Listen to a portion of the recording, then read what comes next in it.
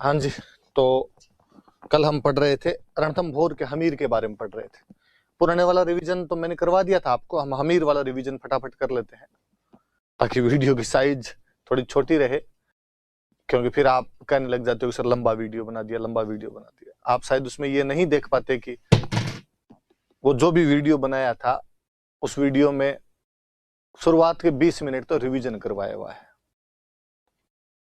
तो वीडियो ले दे के 1 घंटे 15-20 मिनट का बचता है, उसमें भी बीच में 15 मिनट की कोई बातें होगी, आपको लगता है वो बातें आपको पसंद नहीं आती, तो या तो उसको आगे निकाल दिया करें या मैं बतानी बंद कर दूंगा, ताकि आपका वीडियो 1 घंटे का ही हो जाए। मैं चाहूंगा कि 1 घंटे का ही क्यों हो, मैं सीधे सीधे सीधे सीधे फैक्ट बता दूं आपको, ताकि वीडियो 35 मिनट के अंदर ही बना दूं। आप बता देना मुझे, जैसे पढ़ना हो वैसे मैं पढ़ा दूंगा, वरना मुझे नहीं लगता कि मैं किसी एक राजा को 2-2 टुकड़ों के अंदर पढ़ा के करूंगी। पृथ्वीराज चौहान के बारे में मुझे 2 वीडियो बनाने पड़ जाएं, तो आप जैसे कहेंगे वैसे कर लेंगे। लोकतंत्र है, जनता की इच्छा पर निर्भर है, सेवक हैं आपके, फीस लिए आपसे, आप कहोगे उतने का बना देंगे वीडियो, आप कहोगे 17-17 मिनट के वीडियो पढ़ा देंगे, और मैं 17 मिनट में भी पृथ्वीराज चौहान कंप्लीट करवाना जानता हूँ। तो मैं आपके पहले हमीर का फटाफट रिवीजन करवा देता हूँ। रणथंभौर के चौहानों के बारे में हम पढ़ रहे थे। तो गोविंदराज जो कि पृथ्वीराज चौहान का बेटा था, पहले तुर्कों की सहायता से अजमेर का राजा बनता है, पर उसके चाचा हरिराज ने उसको वहां से अपदस्थ कर दिया, और हरिराज कुतुबुद्दीन ऐबक पर अपने सेनापति चतरराज की सहायता से आक्रमण करता है, लेकिन हार जाता है चतरराज। फिर कुतुबुद्दीन ऐबक खुद अजमेर पर अटैक कर देता है। हरिराज को जब हार नजदीक लगी तो वो खुद अग्नि में प्रवेश कर जाता है। गोविंदराज यहाँ से रणथंभौर चला जाता है और वहां पर एक विशुद्ध नए स्वतंत्र चौहान राज्य की 1194 के अंदर वो स्थापना कर देता है। बीच में 2-3 राजा और बने, पर वो इतने इंपॉर्टेंट थे नहीं। हम डायरेक्ट हमीर पर आएंगे। 1282 के अंदर हमीर उसके पिता जैतर सिंह द्वारा अपने जीवन काल के अंदर ही उसे राजा बना दिया गया था। वाकई वो योग्य था, और उसने राजा बनने के बाद में अपनी दिग्विजय नीति अपनाई, और दिग्विजय नीति के तहत उसने चित्तौड़ के समर सिंह को, आबू के प्रताप सिंह को, भीमरस के अर्जुन को, मालवा के भोज को हरा दिया था। और इन सब के बाद उसने एक कोटि यज्ञ का आयोजन करवाया, जिसके पुरोहित जी विश्व रूप थे। 1290 में जलालुद्दीन खिलजी उस पर आक्रमण कर देता है। झाइन के किले तक वो कब्जा भी कर लेते हैं। झाइन जिसे कि रणथंभौर की चाबी कहा जाता था, लेकिन हमीर की सेना उसे वापस वहां से हटा देती है। 1292 में जलालुद्दीन खिलजी एक बार फिर ये साहस उठाता है, रणथंभौर को घेरता है, लेकिन इस बार फिर उसे अपनी सेना को वापस वहां से ले जाना पड़ा। वो हमीर को हरा नहीं पाया, और जाते जाते वो कह के गया कि मैं ऐसे 10 किलों को मुसलमान के बाल के बराबर भी नहीं समझता हूं। कालांतर में अलाउद्दीन खिलजी राजा बन जाता है। जब अलाउद्दीन खिलजी राजा बना तो कहा जाता है कि उसकी सेना जब 1298-99 में गुजरात पर अटैक करने के लिए गई थी, जब वहां से वापस लौट रहे थे, तो जो मंगोल थे, जो 1296 में जलालुद्दीन खिलजी के टाइम में नए नए मुसलमान बने थे, उनके 2 नेताओं मोहम्मद शाह और कहबरू ने लूट के धन के बंटवारे को लेकर विद्रोह कर दिया, और वहां से भागकर हमीर के पास आ गए, और हमीर ने उन दोनों शरणागतों को अपनी रक्षा के अंदर ले लिया। इतना ही नहीं, उसने मोहम्मद शाह को जगाना की जागीर भी दे दी थी। अलाउद्दीन खिलजी इस बात से नाराज था ही। फिर रणथंभौर का दुर्ग सामरिक दृष्टि से बहुत महत्वपूर्ण था। रणथंभौर पर कब्जा करने से दिल्ली, मालवा, दिल्ली, गुजरात के रास्ते पर नियंत्रण कर सकते थे। रणथंभौर पर कब्जा करके आप राजस्थान के बाकी जो राजपूत राजा थे उन पर अपनी धाक जमा सकते थे। अलाउद्दीन खिलजी जो कि एक इंपीरियलिस्टिक एम्बिशियस रूलर था, उसके लिए ये बहुत गलत मैसेज जा रहा था कि उसके नाक के ठीक नीचे कोई राजा उसके विद्रोहियों की हेल्प कर दे। फिर उसके चाचा जलालुद्दीन खिलजी 2 बार हार के चले गए थे, उसे वो बदला भी लेना था। अलाउद्दीन रणथंभौर पर एक बड़ी सी सेना भेजता है। उलूग खान, नुसरत खान और अलप खान नाम के अपने 3 सेनापति भेजे गए। उधर से धर्म सिंह और भीम सिंह आए। हालांकि भीम सिंह लड़ता हुआ मारा जाता उसमें, पर तुर्कों को यहाँ पर कोई सफलता प्राप्त नहीं होती है। भीम सिंह की मृत्यु का कारण हमीर धर्म सिंह को समझता, उसको हटा के भोज को मंत्री बना देता है। भोज स्थिति को संभाल नहीं पाया, इसलिए पुनः धर्म सिंह को बनाया गया। यहाँ पर 2 गड़बड़ हुई कि भोज अलाउद्दीन खिलजी के पास चला गया, और धर्म सिंह ने हमीर से अपने अपमान का बदला लेने के लिए जनता पर कई नए कर लगाने प्रारंभ कर दिए थे। इस बार फिर उलूग खान और नुसरत खान के नेतृत्व में एक बड़ी सेना आई, लेकिन हमीर के सैनिकों ने नुसरत खान को मार दिया। ये समाचार जब सुल्तान के पास पहुंचा तो सुल्तान खुद एक बड़ी सेना लेकर रणथंभौर को घेर लेता है।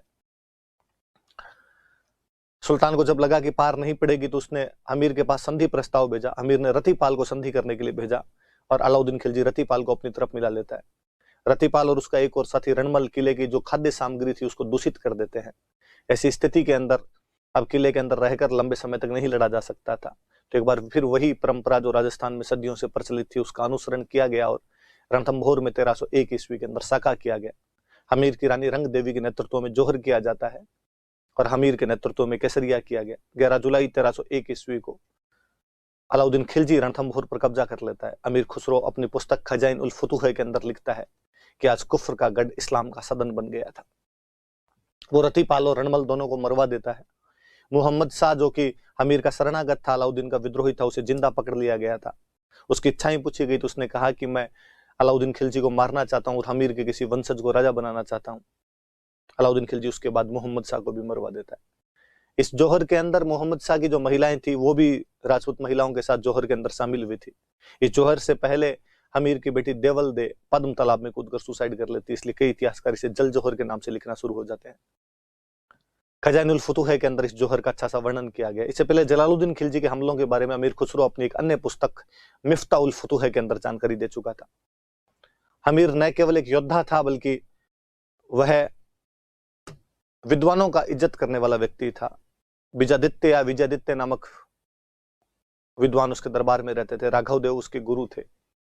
उसने खुद ने श्रृंगार हार नामक बहुत शानदार सी एक पुस्तक लिखी थी। उसने अपने पिता जैतर सिंह के 32 साल शासन की याद में एक 32 खंभों की छतरी का निर्माण करवाया था। हमीर के बारे में कहा जाता है कि उसने अपनी जिंदगी में 17 युद्ध लड़े थे, जिनमें से 16 युद्धों में विजेता रहा था। कोई डायरेक्ट क्वेश्चन पूछेगा 17 में से 16 युद्धों का विजेता कौन था, तो हमीर उसका विजेता था। फिर भी हमीर पर तो लांछन लगाए जाते हैं कि उसने अपनी जिद के लिए लड़ाई की और उसने जनता पर कर बढ़ा दिए थे, पर हमें यह कहना पड़ेगा कि ये आरोप गलत हैं, क्योंकि कर उस समय बढ़ाए गए थे जब युद्ध चल रहा था तथा युद्ध के लिए अधिक धन की आवश्यकता होती है। इससे पहले हमीर द्वारा कभी ऐसा नहीं किया गया। ऐसा राजस्थानी भारत विश्व तमाम राजाओं द्वारा किया जाता था। जब युद्ध के समय अधिक धन की आवश्यकता होती तो कर लगाए जाते थे। जहां तक हट के लिए युद्ध करने की बात है तो हमीर शायद शरणागतों की रक्षा के लिए लड़ रहा था। शरणागतों की रक्षा करना उस समय की हिंदू संस्कृति का आदर्श था और वो अपने केवल उस आइडियल को, अपने वैल्यू को फॉलो कर रहा था। उस समय की जो भी सामाजिक व्यवस्था थी उसको फॉलो कर रहा था। उसकी बहादुरी, शरणागत की रक्षा के लिए अपना सब कुछ सैक्रिफाइस कर देने की भावना अविस्मरणीय है, अनफॉरगेटेबल है। उसे पहली पंक्ति में लाकर खड़ा कर देती है, आउटस्टैंडिंग है। नयनचंद्र सूर्य अपने हमीर महाकाव्य में ठीक ही लिखते हैं कि सिंह गमन सतपुरुष बचन कदली फल एक बार, तिरिया तेल हमीर हट चढ़े न दूजी बार। मुझे लगता है राजस्थान के कवियों द्वारा सर्वाधिक यदि किसी के बारे में लिखा गया है तो वो हमीर है। जब नयनचंद्र सूर्य उसके बारे में हमीर महाकाव्य लिखते हैं, जब भांडव व्यास उसके बारे में हमीरायण लिखते हैं, जब अमृत कैलाश उसके बारे में हमीर बंधन लिखते हैं, जोधराज और सारंगधर उसके बारे में हमीर रासो लिखते हैं, और बूंदी के राजा सुरजन के दरबारी चंद्रशेखर उसके बारे में हमीर हट लिखते हैं। हमीर के पतन के साथ ही रणथंभौर के जो चौहानों की शाखा थी वो समाप्त हो गई थी। हम आज और अन्य चौहान पढ़ेंगे कि उन्होंने कहां कहां पर राज किया था, उनके बारे में अपने देखते हैं। नाडोल के चौहानों के बारे में मैं एक जानकारी आपको दे चुका था कि सांभर के राजा हुआ करते थे वाकपति राज, जिन्हें हम 108 युद्धों का विजेता बताते हैं। उनका एक बेटा लक्ष्मण राज, जिसे हम लखन सिंह या लक्ष्मण सिंह भी कहते हैं, लक्ष्मण राज भी कहते हैं, या लाखा भी कहने लगे उसे, वह यहां से निकल गया था तथा नाडोल के अंदर जाकर एक नए राज्य की स्थापना करता है। मैंने उस समय बताया था कि 950 के आसपास वो वहां से निकल जाता है। लक्ष्मण सिंह या लाखा था और उसने नाडोल के अंदर एक स्वतंत्र राज्य की स्थापना की थी। कई जगह इसका टाइम 960 लिखा हुआ मिल जाता है, तो यही रहा होगा कि कई साल उसको इस क्षेत्र पे कब्जा करने के अंदर लगे होंगे और 950 के आसपास आ गया होगा। कब्जा करते करते 10 साल लग गए होंगे उसको, ज्यादा याद रखने वाली बात नहीं अपने। इसने नाडोल के अंदर अपनी कुलदेवी आशापुरा माता का मंदिर बनवाया था। हम पढ़ते हैं कि विग्रहराज सेकंड जब गुजरात के चालुक्य राजा मूलराज को हरा देता है तो वह भरोंच के अंदर, या भरूंच या भड़ोंच जिसको हम कहते हैं, वहां पर आशापुरा माता का मंदिर बनवाता है। ठीक ऐसा ही आशापुरा का माता का मंदिर लक्ष्मण सिंह ने यहाँ पर नाडोल के अंदर बनवाया था। नाडोल में किला बनवाता है, आशापुरा माता का मंदिर बनवाता है, कई काम करवाए थे उसने। स्थापना के बारे में लिखा। आगे कई राजा और बनते हैं पर उनके बारे में कोई ज्यादा पढ़ने वाली बात नहीं। हम आगे पढ़ेंगे, एक राजा बना था अल्हण, और अल्हण का बेटा था कीर्तिपाल। पहले सपूत वो माने जाते थे जो अपने बाप के राज्य पर अधिकार नहीं करे बल्कि नया राज्य बसाए, लाइक बिक्का, लाइक लक्ष्मण सिंह। अब कीर्तिपाल और बड़ा सपूत निकला और कीर्तिपाल यहां से निकल जाता है। 1181 ईस्वी में एक नए राज्य की स्थापना करता है, जालोर। मैं ये समझाने का प्रयास कर रहा हूं कि चौहानों की शुरुआती राजधानी सपाद लक्ष्य सांबर रही थी, वहां से उनकी वही ब्रांच, सांबर वाली ब्रांच धीरे धीरे आगे बढ़ती हुई अजमेर को राजधानी बना लेती है। पर सांबर वाली ब्रांच से एक नई ब्रांच निकली जो नाडोल चली गई, जो लक्ष्मण सिंह द्वारा ले जाई गई थी, और नाडोल वाली में से एक ब्रांच निकली जो कीर्तिपाल के साथ में जालोर चली गई थी।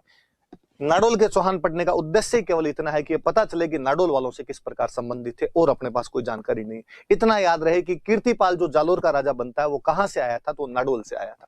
एक संस्थापक का कर लो, एक कीर्तिपाल अल्हड़ का कर लो, अल्हड़ का जो बेटा कीर्तिपाल है, बाकी अल्हड़ का भी नाम याद रहे तो ठीक, नहीं याद रहे तो ठीक।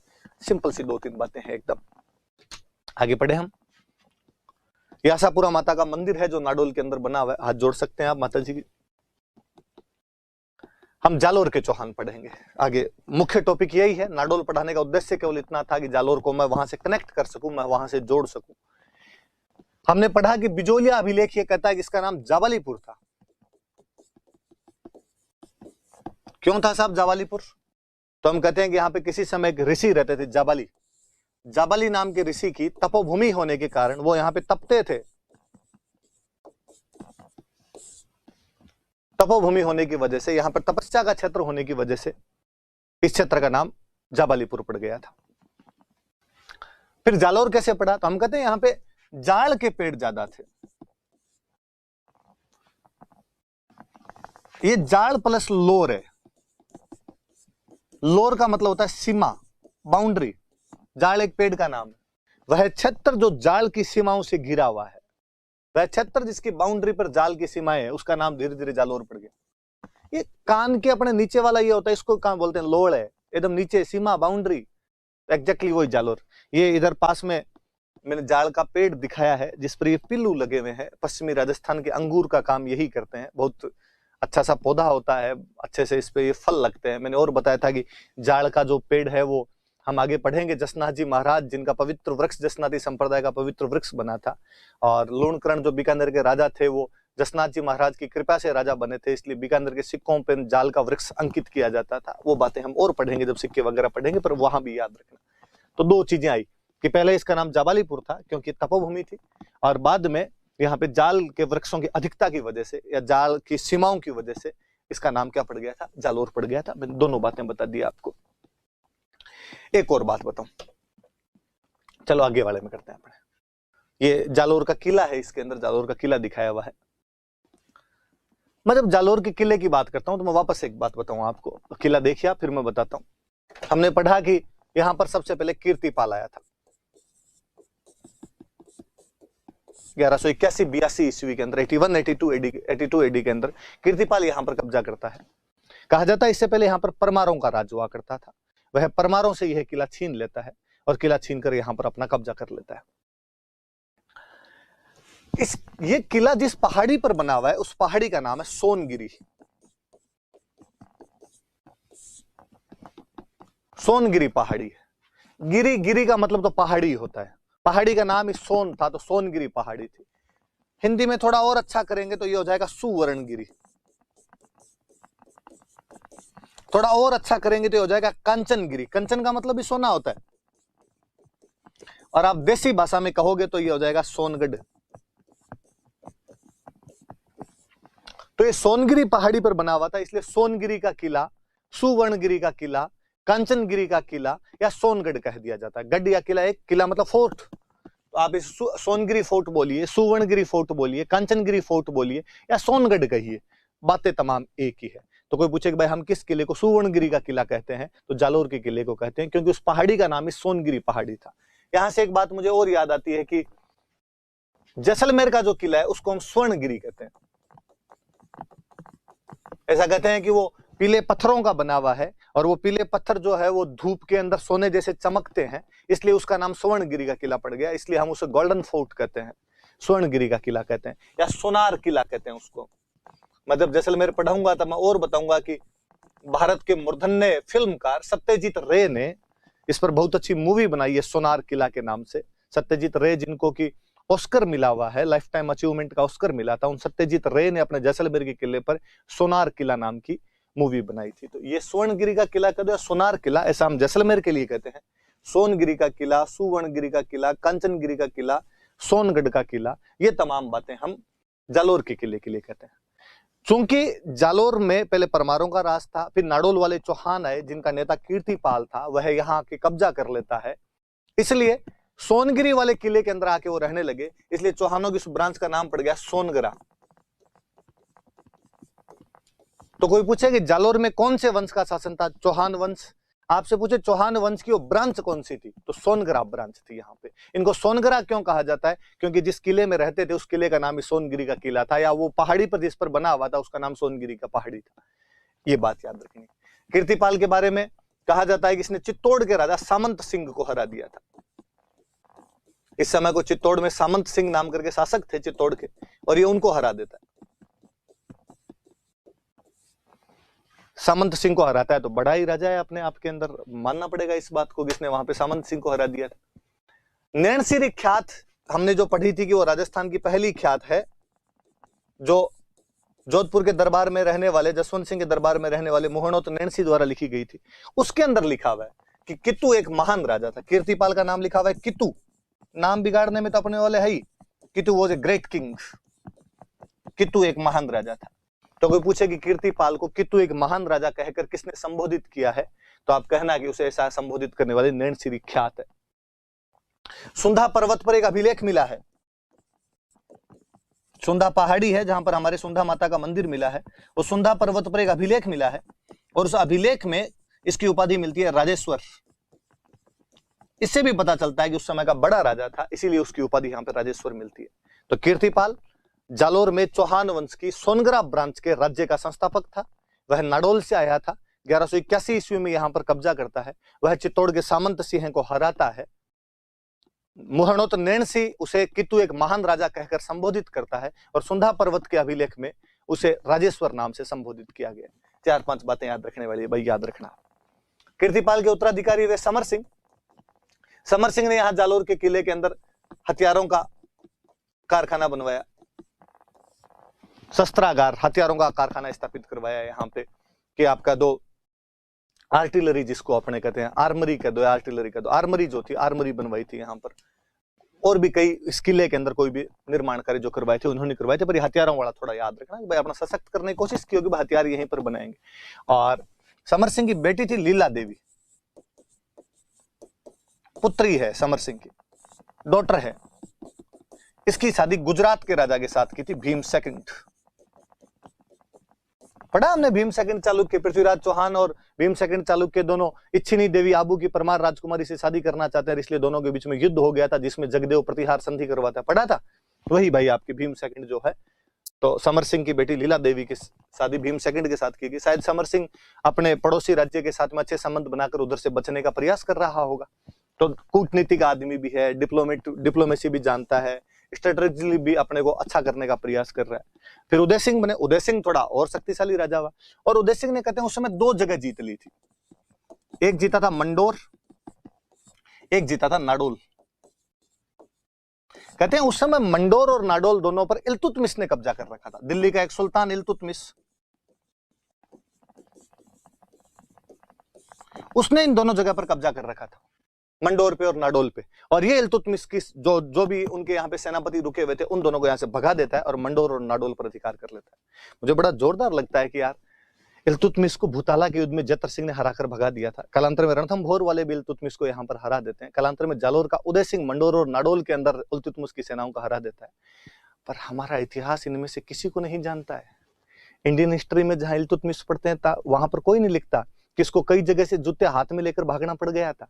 वहां पर इल्तुतमिश की तमाम विजयों के बारे में लिखा जाता है, उसकी पराजय पढ़ाई नहीं जाती है। इसलिए राजस्थान का इतिहास अपने आप अंधकार के अंदर रह जाता है। वरना कोई बताए कि इन तुर्क सुल्तानों को जब दिल्ली सल्तनत प्रारंभ हुई थी तब राजस्थान का चलता फिरता राजा हरा के वापस भगा दिया करता था। तो उदय सिंह का याद रखें। उदय सिंह शक्तिशाली हुआ। उधर पास में शक्तिशाली राजा गुजरात में कोई राजा था लवण प्रसाद। इसने उस लवण प्रसाद को भी हराया था कि लूण जी इधर आओ मेरे साइड में, आप गुजरात का राजा है। तो उदय सिंह ने इल्तुतमिश की सेनाओं को मंडोर और नाडोल के अंदर हराया और गुजरात के राजा लवण प्रसाद को हराया। इधर वाला पूरा देख लीजिए वापस। कीर्तिपाल आपके नाडोल के चौहान राजा आल्हण का बेटा था, जो 1181 में जालोर में एक स्वतंत्र चौहान राज्य की स्थापना करता है। इससे पहले जालोर परमारों के पास में हुआ करता था। सोनगिरी पहाड़ी पर किला बना हुआ था। जब वो लोग सोनगिरी पहाड़ी पर आकर रहने लगे तो चौहानों की सोनगरा ब्रांच भी, उस किले को हम सोनगिरी का किला, सुवर्णगिरी का किला, कंचनगिरी फोर्ट या सोनगढ़ का किला कहते हैं। हम जैसलमेर के किले को स्वर्णगिरी का किला या सोनार किला भी कहते हैं। इस सोनार किला नाम से या सोनारगढ़ नाम से सत्यजीत रे ने जैसलमेर के किले पर मूवी भी बनाई थी। कीर्तिपाल चित्तौड़ के सामंत सिंह को हरा देता है। नैनसिरी ख्यात उसे कित्तू एक महान राजा कहकर एड्रेस करती है। सुंधा हिल का जो इंस्क्रिप्शन है वो कीर्तिपाल को राजेश्वर कहता है, जो शायद उसकी उपलब्धियों का सही बखान है। इसके उत्तराधिकारी समर सिंह ने जालोर के किले में शस्त्रागार का निर्माण करवाया, आर्मरी बनवाई थी और अपनी बेटी लीला देवी की शादी गुजरात के चालुक्य राजा भीम सेकंड के साथ की थी। उदय सिंह मंडोर और नाडोल में इल्तुतमिश को हराकर भगा देता है और गुजरात के राजा लवण प्रसाद को हराता है। हम आगे बढ़े। एक चाचिक देव नाम का राजा बना। इस समय दिल्ली के अंदर इसका जो शासन काल था, इसके अंतर्गत दिल्ली के 2 सुल्तान आए। एक सुल्तान था नासिरुद्दीन महमूद और एक सुल्तान था बलबन। आप मिडिवल पढ़ोगे तो नरेंद्र सर आपको बलबन पढ़ाएंगे और मैं इस बात की गारंटी देता हूं कि उसके बाद आप कम से कम बलबन को तो जिंदगी में कभी नहीं भूलोगे। और बलबन का खूब अच्छा सा वर्णन करते हैं। तो नासिरुद्दीन महमूद और बलबन इसके समकालीन थे, पर इन दोनों ने ही इतनी हिम्मत नहीं थी कि वो जालोर पर अटैक कर सके। हालांकि हम कह सकते हैं कि यार ये कोई सवाल थोड़ी हुआ कि 2 शासक उसके खिलाफ थे और उन दोनों ने अटैक नहीं किया। अटैक होता है तब तो हिस्ट्री में क्वेश्चन बनता है, जब हुआ ही नहीं तो किस बात का क्वेश्चन बने। पर आरपीएससी ने पिछले साल ही किसी एग्जाम के अंदर पूछा था कि जालोर में उस समय कौन राजा था जब नासिरुद्दीन महमूद और बलबन उस पर आक्रमण करने की हिम्मत नहीं जुटा पाए थे। तो याद रखना भाई, चाचिक देव नाम का राजा था जिसके समय की घटनाएं वहां पर हुई थी। इतनी बात याद रखनी। फिर सामंत सिंह राजा बना। ये जालोर में एक सामंत सिंह और बना है। आप ये मत समझिए कि कीर्तिपाल ने सामंत सिंह को हराया था, वो चित्तौड़ का राजा, वो अलग व्यक्ति है। ये जालोर का एक राजा बना है। इसके टाइम में कहते हैं 1291 के आसपास में जो आपका जलालुद्दीन खिलजी है, वो उधर रणथंभौर पर तो अटैक कर ही रहा था। वो जलालुद्दीन खिलजी जालोर पर अटैक करने के लिए आया और सांचौर तक आ गया था। जालोर के अंदर एक जगह पड़ती है सांचौर, जिसको हम राजस्थान का पंजाब कहते हैं। उस सांचौर तक आ गया था और सांचौर में पर सामंत सिंह आता है उधर से सारंगदेव बाघेला के साथ। सारंगदेव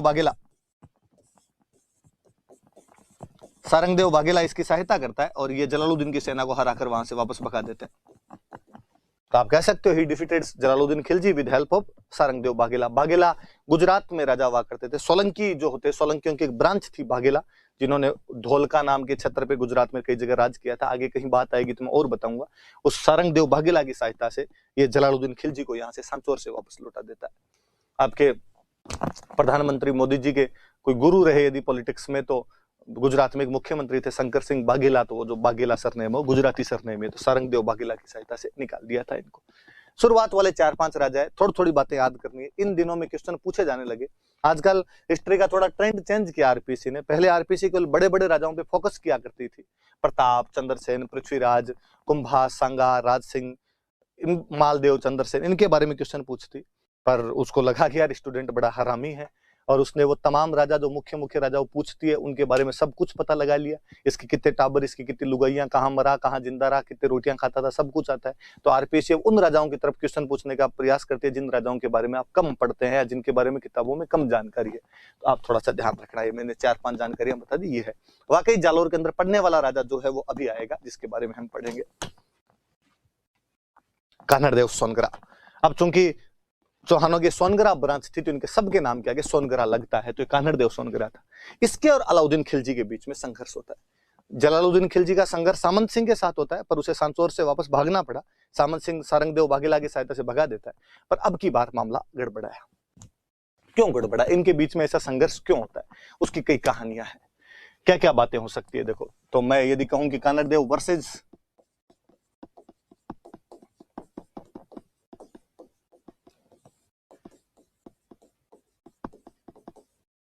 अलाउद्दीन खिलजी, एक तो वही सेम सी बात आएगी कि जालोर गुजरात जाने वाले रास्ते के ऊपर एकदम डिपेंड करता है। वो तमाम जगह वो बात लिखनी है। आप चित्तौड़, रणथंभौर, जालोर किसी की भी बात करो, आप कहो कि ये दिल्ली गुजरात वाले रास्ते के ऊपर था, या मैं और कहूं कि दिल्ली से साउथ वाले रास्ते के बीच में भी आया करता था।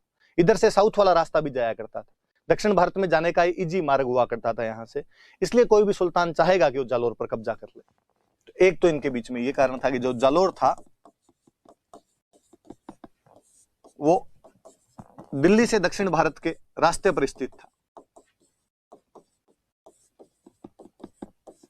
या आप कह दो कि दिल्ली से गुजरात के रास्ते पर स्थित था। तो इस पर कब्जा करना जरूरी ही था अपने आप में।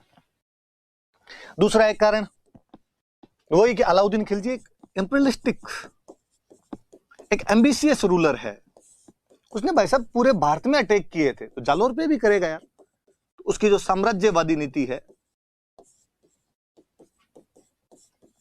वो कैसे चाहेगा कि उसके नाक के ठीक नीचे कोई इतना ज्यादा शक्तिशाली हो जाए कि उसके चाचा जलालुद्दीन खिलजी को हराकर भगा दे।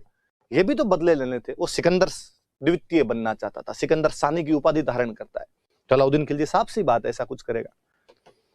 एक कारण यह माना जाता है कि अलाउद्दीन खिलजी जब 1298-99 में गुजरात पर अटैक के लिए अपनी सेना भेजता है, गुजरात बहुत धन धान्य वाला प्रदेश था, वहां पर हर राजा कब्जा करना चाहता था। अपने दो सेनापति उलूग खान और नुसरत खान को वो गुजरात पर अटैक करने के लिए भेजता है। तो पहले उसने जालोर के राजा कानड़ देव को कहा कि हमें गुजरात जाने का रास्ता दिया जाए, लेकिन कानड़ देव ने गुजरात जाने के लिए रास्ता देने से मना कर दिया। डॉक्टर दशरथ शर्मा लिखते हैं कि कानड़ देव को ऐसा लगता था कि मल्लच्छों की सेना जब निकलती है तो मंदिर तोड़ देती है, बीच में जनता को तंग करती है, और मैं नहीं चाहता कि मेरी जनता को इस प्रकार से तंग किया जाए। जब जालोर के कानड़ देव ने रास्ता देने से मना कर दिया, तो फिर वो चित्तौड़ के राजा समर सिंह से रास्ता मांगते हैं। और हम शुरुआती क्लासों में पढ़ चुके हैं कि समर सिंह ने रास्ता तो दे दिया था, पर कर वसूल लिया था अलाउद्दीन खिलजी की सेना से, और इस कर वसूलने की वजह से ही अलाउद्दीन खिलजी ने बाद में चित्तौड़ पर अटैक किया था। वो एक बड़ा कारण बना था उसका, रतन सिंह पद्मिनी वाला प्रथम शाखा हुआ था। ये तमाम बातें हमने पढ़ी थी। तो एक कारण वो भी माना जाता है कि गुजरात आक्रमण के समय रास्ता नहीं दिया। जो गुजराती व्यंजन था,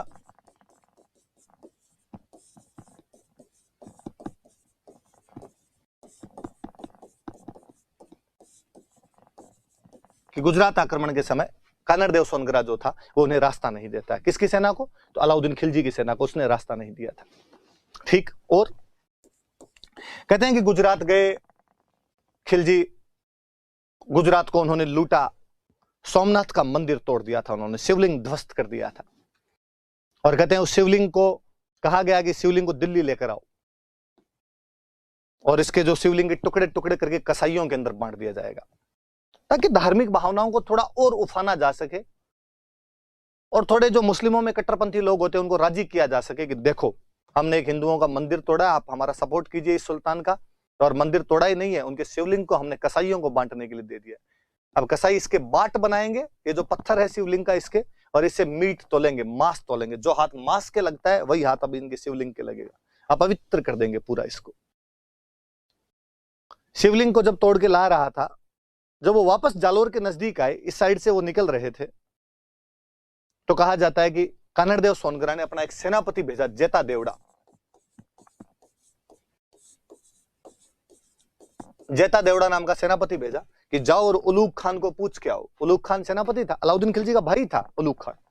उलूग खान को कहो कि तुमने सोमनाथ का मंदिर कैसे तोड़ दिया, तुम उसके शिवलिंग को कैसे तोड़ के आ गए। दो घटनाएं एक साथ हुई कि इधर से जेता देवड़ा उलूग खान से बातचीत करने के लिए जाता है, और उसी दिन उलूग खान की सेना के अंदर मोहम्मद शाह और केहबरू विद्रोह कर देते हैं। वो दो बहादुर मंगोल सेनानायक लूट के धन का बराबर बंटवारा न होने की वजह से बगावत कर देते हैं। जेता देवड़ा को जैसे पता चला कि इधर उलूग खान पे मंगोलों की बगावत हो रखी है, उसने उसी समय उलूग खान पर हमला किया और उलूग खान से उस सोमनाथ के मंदिर के शिवलिंग के टुकड़ों को छीन लिया था। कहते हैं कानड़ देव सोनगरा ने जालोर के 5 भिन्न भिन्न स्थानों पर सोमनाथ मंदिर के शिवलिंग के टुकड़ों को स्थापित करवा के 5 नए शिव मंदिर बनवाए थे। उलूग खान दोनों तरफ से लज्जित महसूस करता है कि मंगोल उसके हाथ से भागकर रणथंभौर के हमीर के पास चले जाते हैं, और वो सोमनाथ के मंदिर के जो टुकड़े थे, लूट का जो धन था, वो भी जेता देवड़ा लूट कर जालोर ले जाता है। एक ये कारण भी था कि गुजरात से लौटती हुई सेना से शिवलिंग के टुकड़े छीन लिए थे। इस वजह से भी इनके बीच में युद्ध होना ही था।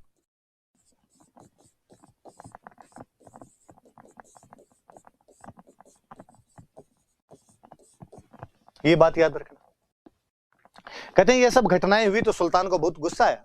जब उलूग खान ने उसे जाकर कहा कि हमारे अंदर तो जालोर वालों ने ये कीर चपले लेके भागना पड़ा, कपड़े फाड़ दिए हमारे, तो शिवलिंग के टुकड़े छोड़ो, जो लूट का धन था वो भी आधा मंगोल लूट ले गए, आधा जेता देवड़ा लूट के ले गया। और सुल्तान ने अपने एक बहादुर सेनापति आइन उल मुल्तानी, कई जगह आइन उल मुल्क नाम आता है उसका, मुल्तान का रहने वाला था इसलिए मुल्तानी कहते हैं, आइन उल मुल्क मुल्तानी या आइन उल मुल्तानी कहते हैं ना। इस आइन उल मुल्तानी को भेजा 1305 के आसपास में। जब ये घटनाएं हुई थी उस समय अलाउद्दीन एक बार इधर जालोर की तरफ ध्यान देता नहीं, और अलाउद्दीन उलूग खान को कहता है कि भूल जा, जो हुआ वो, एक बार रणथंभौर और चित्तौड़ को देखते हैं, उसके बाद इसको देखेंगे। 1301 में सफलतापूर्वक रणथंभौर और लगातार उसके 1303 में चित्तौड़ को जीतने के बाद अब अलाउद्दीन को लगा कि मौका है। वो जो घाव जालोर वालों ने दिए थे, वो जो कान्हड़देव सोनगरा का सेनापति जेता देवड़ा उलूग खान की सेना से सोमनाथ मंदिर के शिवलिंग के टुकड़ों को छीन कर ले गया था, उसका बदला लेने का समय है। और 1305 के आसपास में आइन उल मुल्क मुल्तानी नाम के एक सेनापति को एक बड़ी सेना देकर और भेजा गया, जालोर पर भेजा गया। कहते हैं आइन उल मुल्क मुल्तानी जो था वो जितना अच्छा कमांडर था उतना अच्छा कूटनीतिज्ञ था, डिप्लोमेट था, बहुत अच्छा।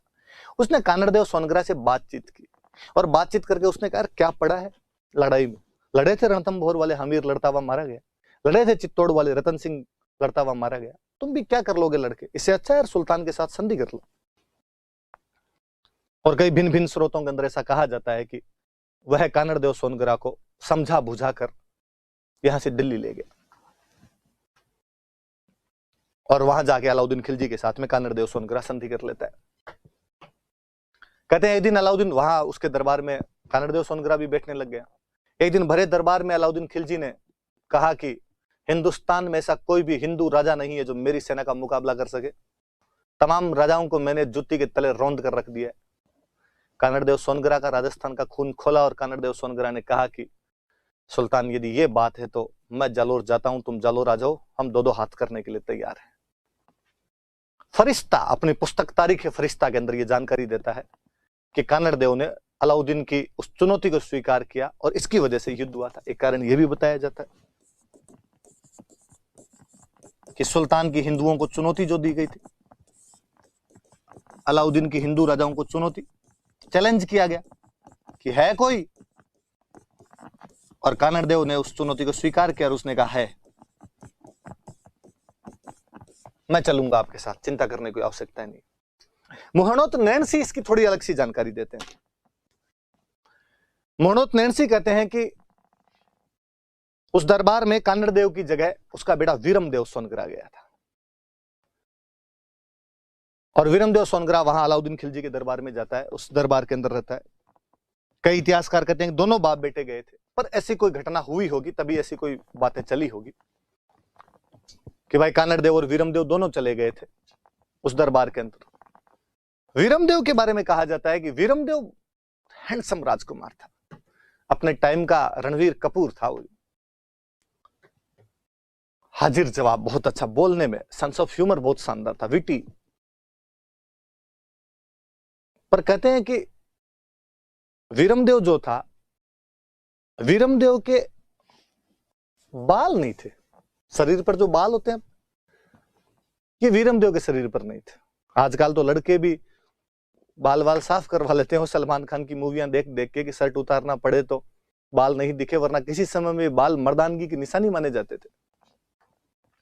वीरमदेव के ये बाल नहीं थे शरीर पर इतने। एक दिन अलाउद्दीन खिलजी ने मजाक मजाक के अंदर कहा कि राजकुमार वीरमदेव, जब भगवान बाल बांट रहा था तुम कहां रह गए थे, तुम्हारे पास बाल कैसे नहीं है, तुम्हारे शरीर पर बाल कैसे नहीं है। वीरमदेव बड़ा हाजिर जवाब था, हालांकि उसकी इस बात को, अलाउद्दीन की इस बात को सुन के दरबार सब हंसने लग गया, यार वीरमदेव में कमी है, एकदम गोरा चित्ता सा वैसा दिखता है, बाल ही नहीं इसके शरीर पर। वीरमदेव हाजिर जवाब था, वीरमदेव ने वापस जवाब दिया कि सुल्तान आपकी बात सही है कि भगवान जब बाल बांट रहा था मैं वहां जा नहीं सका, क्योंकि जिस जगह पे बुद्धि बंट रही थी वहां पर मैं 2 बार चला गया था, इसलिए मुझे टाइम उधर लग गया। इसलिए जब मैं बाल वाले स्टॉल पर पहुंचा तो मुझे पता चला कि बाल खत्म हो गए, क्योंकि उस स्टॉल पर आप 2 बार चले गए थे। अलाउद्दीन खिलजी के शरीर पर खूब सारे बाल थे। वीरमदेव अपने उस हाजिर जवाब के आंसर के द्वारा यह साबित करना चाहता था कि मेरे में बुद्धि डबल है, आप बुद्धि से 0 हो, आपके बाल डबल है, मेरे बाल 0 है। हालांकि एक प्रकार से सुल्तान की बेइज्जती थी, पर सुल्तान को ये आंसर पसंद आया और सुल्तान ने कहा यार लड़का यूं रिप्लाई करना शानदार जानता है। ये बात बाकी दरबारियों ने भी सुनी, बाकी दरबारियों ने भी बाहर आके बात की कि यार क्या बोलता है यार, शानदार, कितना सुंदर है, योद्धा है, बहादुर है, युवा है, ज्ञानी है, हाजिर जवाबी है, तमाम विशेषताएं एक व्यक्ति के अंदर। भगवान ने अलग से मांड के भेजा इस राजकुमार को। कहा जाता है कि खबरें धीरे धीरे अलाउद्दीन खिलजी की एक राजकुमारी फिरोजा तक पहुंची। शहजादी फिरोजा के समाचार उसकी सहेलियों द्वारा मिलते हैं कि आजकल इस प्रकार राजस्थान के जालोर का एक राजकुमार वीरमदेव सुल्तान के दरबार के अंदर है, और उसके तमाम गुणों की चर्चाएं इस समय जालोर की लहरों के अंदर, जालोर की हवाओं के अंदर गूंज रही थी, दिल्ली की हवाओं में गूंज रही थी। संयोग से एक दिन वीरमदेव सुबह सुबह जिम जाके वापस आ रहा था, कसरत वसरत करके वापस आ रहा था, टी शर्ट विशर्ट हाथ के अंदर ही ले रखा था। उस गठीले बदन के नौजवान को फिरोजा अपनी सहेलियों के साथ में अपने महल के अंदर से देखती है। Love at first sight. Firoza पहली नजर में उसको अपना दिल दे बैठती है। और अब फिरोजा ने कहा कि शादी करूं तो केवल वीरमदेव से करूं, इसके अलावा किसी से शादी नहीं करूं। सुल्तान अलाउद्दीन खिलजी को जब इस बात का पता चला कि उसकी बेटी फिरोजा वीरमदेव से विवाह करना चाहती है, उसने मना किया। तो लाहौल विल्ला कुवत, गुस्ताख लड़की, वो गैर मजहब के लोग हैं, काफिर हैं, काफिरों के साथ हम रिश्ता कैसे जोड़ सकते हैं। कहा जाता है कि फिरोजा की मम्मी नहीं थी, उसकी मम्मी की पहले डेथ हो गई थी। फिरोजा रोई और फिरोजा ने कहा कि अब्बा आप मेरी शादी मेरे प्रेमी से या जिससे मैं प्यार करती हूं नहीं करना चाहते। यदि मेरी मम्मी आज जिंदा होती तो शादी करवा देती। मैं बिना मां की बेटी हूं ना, इसलिए आप अत्याचार करते हो। पिता का हृदय द्रवित हुआ और पिता ने कहा कि यदि तुम्हारी यही इच्छा है तो मैं स्वयं कानड़देव वीरमदेव के पास तुम्हारा रिश्ता लेकर जाऊंगा। सुल्तान गया और सुल्तान ने जाकर कहा कानड़देव वीरमदेव को कि मेरी बेटी फिरोजा वीरमदेव से विवाह करना चाहती है, प्यार करती है। पर वो दोनों इस बात के लिए तैयार नहीं थे। कानड़देव नहीं चाहता था कि मेरे बेटे के साथ में वीरमदेव की शादी हो, न वीरमदेव चाहता था कि फिरोजा के साथ उसकी शादी। वो विधर्मियों के साथ में विवाह नहीं करना चाहते थे। पर यदि वहां दिल्ली में सुल्तान को मना कर दिया जाए कि हम शादी नहीं करेंगे, तो सुल्तान शाम से पहले पहले पकौड़े बना खा जाए आपके। तो उन दोनों ने इस बार कूटनीति का प्रयोग किया और उन्होंने कहा अरे इतनी बड़ी बात करी सुल्तान आपने, कहा आप पूरे दिल्ली के सुल्तान, पूरे भारत पर अधिकार करने वाले, कहा हम जालोर के राजा। आप यार अपने बराबर का कोई बादशाह सुल्तान देखो, नवाब देखो, उसमें शादी करो यार, हमें कहां शादी कर रहे हो। हमारे तो इतने पैसे वैसे ही नहीं, हमारे पास तो गरीब लोग हैं, हम तो एकदम राजस्थान के। और अलाउद्दीन ने कहा इसमें अमीरी गरीबी वाली कहां बात है, लड़का अच्छा होना चाहिए, लड़का योग्य है। राजस्थान और पॉलिटी दोनों के टेस्ट दिए हैं इसने, नंबर भी अच्छे आ रहे हैं, इसके रैंक आ रही है। भले ऐप में रैंक नहीं आती हो, पर हमने अंदरूनी पता लगाया है कि इसके एकदम अच्छे परसेंटेज वगैरह आ रहे हैं। लाइव क्लास भी सारी लेता है ये एकदम। तो इसके साथ ही, और तुम धन की चिंता मत करो, यदि तुम्हारे पास धन वगैरह नहीं है शादी के लिए तो मेरे से ले जाओ तुम। अपने वालों का ये काम कर, तू धन दे। और कहते हैं वहां से कानड़देव वीरमदेव वहां से धन लेकर आए और आके पहले तो जालोर के किले को ऊंचा ऊंचा करवाया। या तो हम पढ़ते हैं कि कल्ला रायमोलो तकबर से लेकर आता है, सिवाना के किले की मरम्मत करवा देता है। इस बार यही काम कानड़देव सोनगरा और वीरमदेव सोनगरा कर रहे हैं। अलाउद्दीन खिलजी से धन लाकर जालोर के किले का पुनर्निर्माण, मरम्मत करवा रहे हैं, रिकंस्ट्रक्शन करवा रहे हैं। अपनी पूरी तैयारियां करने के बाद में यहां से कानड़देव और वीरमदेव ने अलाउद्दीन के पास समाचार भेजा कि हम तो ब्याह आज करें न कल करें, तेरे जो जी में है ना वो कर लेना। कहते हैं अलाउद्दीन इस वजह से भी कुपित था कि उन्होंने उसकी बेटी का रिश्ता ठुकरा दिया था। ये बात भी याद रखना, फिरोजा वाली भी।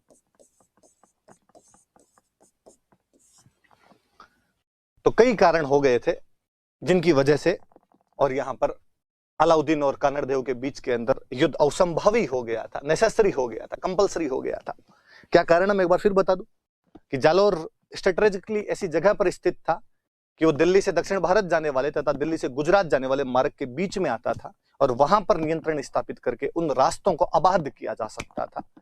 उन रास्तों पे कोई भी दिक्कतें आए उनको दूर किया जा सकता था। अलाउद्दीन खिलजी एक इंपीरियलिस्टिक एम्बिशियस रूलर था और वो चाहता था कि उसके साम्राज्य का विस्तार पूरे भारत में हो। जब वो रणथंभौर चित्तौड़ को हस्तगत कर चुका था तो जालोर पर आक्रमण स्वाभाविक सी बात थी। जब 1298-99 में गुजरात आक्रमण के लिए अलाउद्दीन खिलजी की सेना जा रही थी उलूग खान और नसरत खान के नेतृत्व में, उस समय कानड़देव सोनग्रा ने उन्हें जालोर से जाने की इजाजत नहीं दी थी, परमिशन नहीं दी थी, जालोर से गुजरने नहीं दिया था। जब खिलजी सेना सोमनाथ मंदिर के शिवलिंग के टुकड़ों को छीनकर वापस ला रही थी, तब कानड़देव सोनग्रा का सेनापति जेता देवड़ा अचानक आक्रमण करके उलूग खान से वो शिवलिंग के टुकड़े छीन लेता है। इस वजह से भी सुल्तान बहुत नाराज था। ऐसा कहा जाता है कि 1305 में उसने अपने एक सेनापति आइन उल मुल्क मुल्तानी को जालोर पर आक्रमण करने के लिए भेजा, पर आइन उल मुल्क मुल्तानी कानड़देव सोनग्रा को समझा बुझाकर यहां से ले गया। और तारीख फरिश्ता में फरिश्ता ऐसा लिखता है कि एक दिन दिल्ली दरबार में अलाउद्दीन खिलजी ने जब हिंदुओं को चुनौती दी कि कोई भी हिंदू मेरा मुकाबला नहीं कर सकता, तो कानड़देव ने इस चुनौती को स्वीकार कर लिया था। मोहनोत नैणसी कहते हैं कि इसके पीछे अलाउद्दीन की पुत्री फिरोजा तथा कानड़देव के बेटे वीरमदेव की प्रेम कहानी भी है, जिसमें फिरोजा वीरमदेव से एक तरफा मोहब्बत किया करती थी, और जब इन्होंने विवाह का निमंत्रण अस्वीकार कर दिया था तो सुल्तान गुस्सा होकर जालोर पर आक्रमण कर देता। कई अलग अलग कारण है, मैंने सारे कारण आपको बता दिए। हम आगे बढ़ते हैं। कहा जाता है कि अलाउद्दीन खिलजी ने अब कहा कि अब बातचीत के सारे रास्ते जब बंद हो गए, अब अपने को लड़ाई करनी ही पड़ेगी, अब अपने को युद्ध करना ही पड़ेगा। मैंने बताया था कि जिस प्रकार रणथंभौर को जीतने के लिए झाइन को जीतना जरूरी था, क्योंकि झाइन के किले को रणथंभौर की चाबी कहा जाता था, उसी प्रकार यदि आपको जालोर जीतना है तो उससे पहले सिवाना जीतना पड़ेगा, और सिवाना को जालोर की चाबी कहा जाता था। इसलिए अलाउद्दीन खिलजी ने एक बड़ी सेना सिवाना पर अधिकार करने के लिए भेजी। 1308 में वह सिवाना पर आक्रमण कर देता है। सिवाना जो कि की ऑफ जालोर था,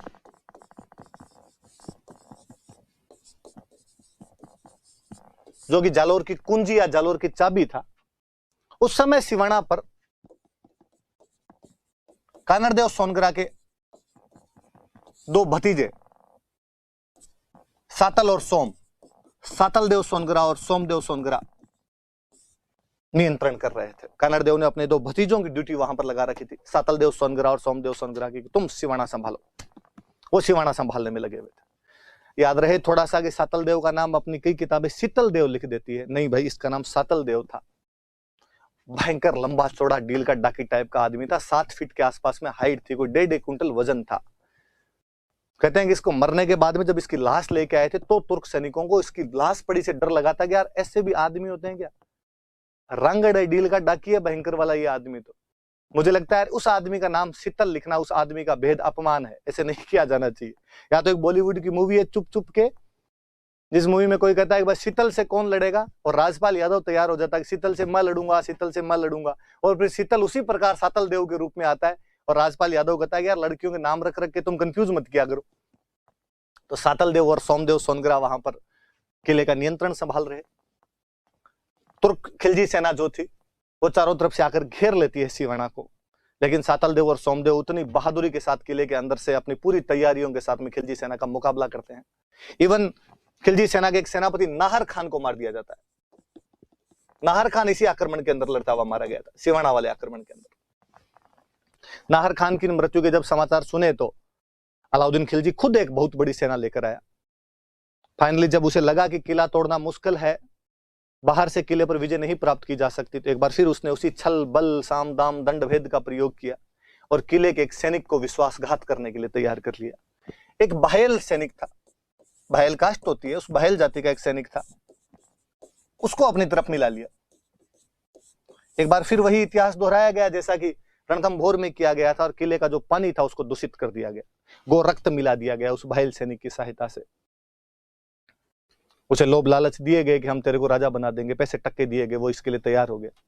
जब किले का पानी दूषित हो गया तो और कोई तरीका नहीं बचा, तो अब सातल देव और सोमदेव यहां पर साका करते हैं। ये सिवाना का पहला साका था।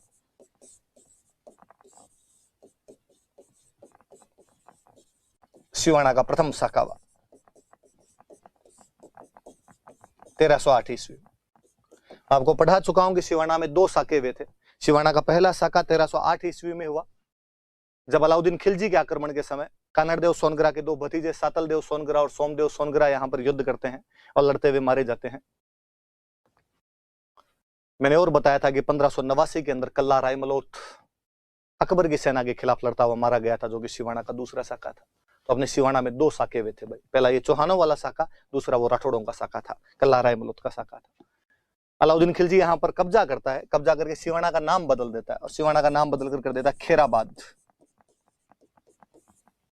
अपने एक सेनापति को यहाँ का प्रशासक बना देता है, कमालुद्दीन गुर्ग। उसका मुख्य गुर्गा रहा होगा कमालुद्दीन। उसने कहा कमाल के गुर्ग, तुम यहाँ सिवाना को संभालो। तो कमालुद्दीन गुर्ग को यहाँ का प्रशासक बनाया और सुल्तान उसके बाद वापस लौट जाता है। एक बार उसने कहा सिवाना वाला तो अपने अंडर में लो। इतना थोड़ा सा याद रखना, आप ये सारी बातें याद रखना कि अलाउद्दीन खिलजी ने सिवाना पर आक्रमण किया 1308 में, क्योंकि जालोर जीतने के लिए सिवाना जीतना जरूरी था। सातलदेव सोनगरा और सोमदेव सोनगरा जो कानड़ देव के भतीजे हैं, वो जालोर के सिवाना की रक्षा करते हैं। सुल्तान का सेनापति नाहर खान इसमें मारा जाता है। सुल्तान खुद आता है। बहल सैनी के विश्वासघात की वजह से किले के गेट खोलने पड़ते हैं। 1308 में सिवाना का पहला साका हुआ। सुल्तान यहाँ कब्जा करके इसका नाम खेराबाद कर देता है और अपने एक बंदे कमालुद्दीन गुर्ग को यहाँ की व्यवस्था सौंप देता है। यहाँ एक चीज और लिखी है, मालकाना का युद्ध। इस पेज पे जगह नहीं बच रही, मैं अगले पेज पे पढ़ा दूं आपको।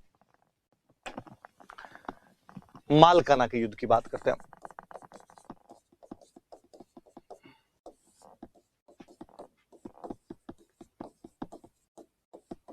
कहते हैं कि जब खिलजियों ने यहां सिवाना पर अधिकार कर लिया था, उसके बाद उन्होंने बाड़मेर, सांचौर और भीनमाल को लूटना शुरू किया। उन्होंने सांचौर के अंदर भगवान महावीर का मंदिर तोड़ दिया और भीनमाल, जो कि विद्या, प्राचीन कालीन विद्या का बहुत महत्वपूर्ण केंद्र था, उसको उजाड़ कर रख दिया था उन्होंने। जब ये लूटपाट, उनकी मंदिरों मठों के प्रति ये लूटपाट होने लगी, तो कानड़देव सोनगरा का गुस्सा आया। कानड़देव सोनगरा ने अपने आसपास के गांव के तमाम जो सामंत वगैरह थे उनका आह्वान किया और उनको कहा कि इस खिलजी सेना को यहां से निकाला जाए। और वो लोग यहां से खिलजियों को खदेड़ने लगे। खिलजी सेना को भगाते भगाते वो नागौर में मेड़ता के पास में कुछ जगह थी मालकाना, इस मालकाना तक लेके आ गए थे। और इस मालकाना के युद्ध में खिलजी सेना को बहुत ढंग से निर्णायक रूप से हरा दिया था और खिलजी सेना के सेनापति शम्स खां को उसकी पत्नी सहित बंदी बना लिया गया था। उसको खुद को और उसकी पत्नी को, दोनों को गिरफ्तार कर लेते हैं वो लोग। इतनी याद रखने वाली बात है कि सिवाना के पतन के बाद जब सिवाना का कोलैप्स हो जाता है, तो खिलजी सेना जो सांचौर, बाड़मेर और भीनमाल को लूट रही थी, तब कानड़देव सोनगरा के सैनिकों ने खिलजी सेना को वहां से खदेड़ना शुरू किया और नागौर में मेड़ता के पास मालकाना नामक स्थान पर उसे निर्णायक डिफीट दी और उसके सेनापति शम्स खां तथा उसके बीवी बच्चों को यहां पर गिरफ्तार कर लिया था। थोड़ा सा मालकाना का युद्ध याद रख लेना, कानड़देव सोनगरा और खिलजी सेना के बीच, दोनों की सेनाओं के बीच के अंदर हुआ था। जब मालकाना युद्ध का समाचार सुल्तान ने सुना, सुल्तान को लगा कि अच्छा, मतलब वापस आजकल पंख आने लग गए। तो सुल्तान इस बार ये आपके सिवाना का किला बताया बाबा। सिवाना का किला जिसे राठौड़ों की शरण स्थली कहा जाता है, सिवाना का किला जिसे जालोर की कुंजी कहा जाता है, जो किसी समय वीर नारायण पंवार द्वारा बनाया गया था, कालांतर के अंदर 2 साकों का साक्षी बना, जिसके अंदर एक साका आपके सातलदेव और सोमदेव का 1308 का है और दूसरा कल्ला राय मलोट का 1589 का है। अलाउद्दीन खिलजी 1311 में जालोर पर अटैक कर देता है। इसके बाद 1308 में उसने यहां पर किया था, 1311 में उसने जालोर पर अटैक कर दिया था। कहा जाता है कि यहां पर अटैक से पहले जब वो अटैक की तैयारियां कर रहा था, यहां पे कमालुद्दीन गुर्ग, जो कि उसका सेनापति सिवाना में था, उसको ऑर्डर दे रहा था कि अब हमें आगे बढ़ना और जालोर की तरफ जाना है। फिरोजा ने एक बार वापस जिद की और फिरोजा का डैडी, वीरम के कुछ नहीं होना चाहिए, मैं शादी करूंगी तो केवल वीरम से करूंगी। सुल्तान ने वापस समझाया कि बेटे कुछ तो समझ, वो तैयार ही नहीं है शादी के लिए, लड़ाइयां कर रहे हैं, तो ऐसे दुश्मन से शादी करने के लिए तैयार हो रही है। उसने वापस कहा कि दिल तो पागल है, हमारा दिल अब किसी की सुनने के लिए तैयार नहीं है, और मोहब्बत ये सब चीजें नहीं देखती।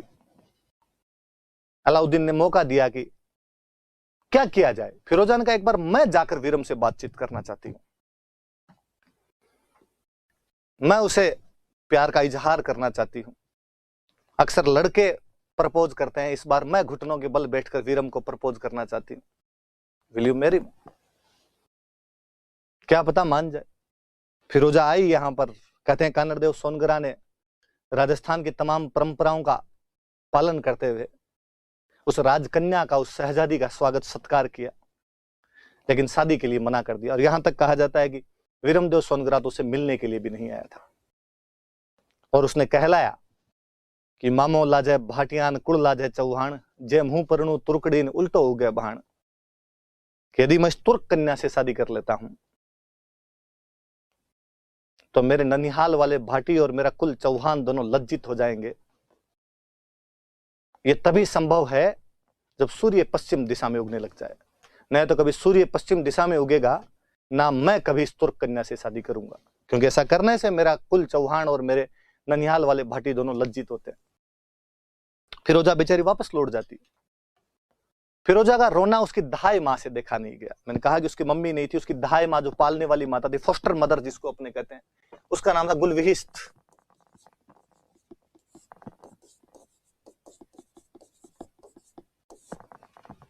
कहते हैं गुलविहिस्त ने सुल्तान को कहा कि एक बार मैं जाकर बातचीत करना चाहती हूं। सुल्तान ने एक बार फिर मौका दिया, गुलविहिस्त यहां पर आई, पर जालोर वालों ने वो एक टक्का सा जवाब दिया। मारवाड़ी में कहते चिट्टो चिट्टो ना दियो, नहीं ये नहीं कर सकते हम। लौट जाती है वहां से, गुलविहिस्त वापस चली जाती है। अब सुल्तान के पास में तमाम जो चीजें थी वो चुक गई थी। अब लड़ाई ही होनी थी और कोई तरीका ही नहीं बचा था। उसने कमालुद्दीन गुर्ग को ऑर्डर दिया, कमालुद्दीन तुम आगे बढ़ो, इधर से मैं आ रहा हूं, चिंता मत करो। तो 1311 के अंदर वो यहां पर अटैक कर देते हैं। अलाउद्दीन खिलजी का जो सेनापति था वो कमालुद्दीन गुर्ग है, वही जिसे पहले सिवाना दिया गया था।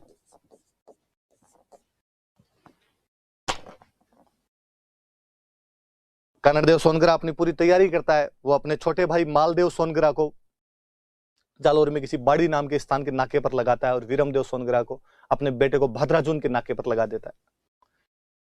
लेकिन कमालुद्दीन धीरे धीरे आगे बढ़ता हुआ, बेहद धीरे से वह तुर्क कमांडर धीरे धीरे आगे बढ़ता है,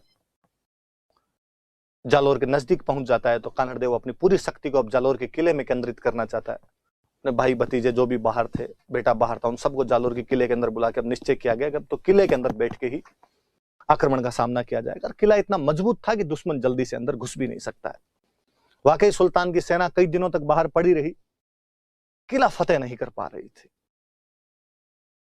एक बार फिर से वही इतिहास दोहराया गया। इस बार फिर किसी व्यक्ति ने एक विश्वासघात किया। एक व्यक्ति जो उनके चक्कर में आ गया था, उसका नाम था बिक्का दहिया। दहिया जाति का सरदार था, बिक्का नाम था उसका। वो बिट्रायल करता है।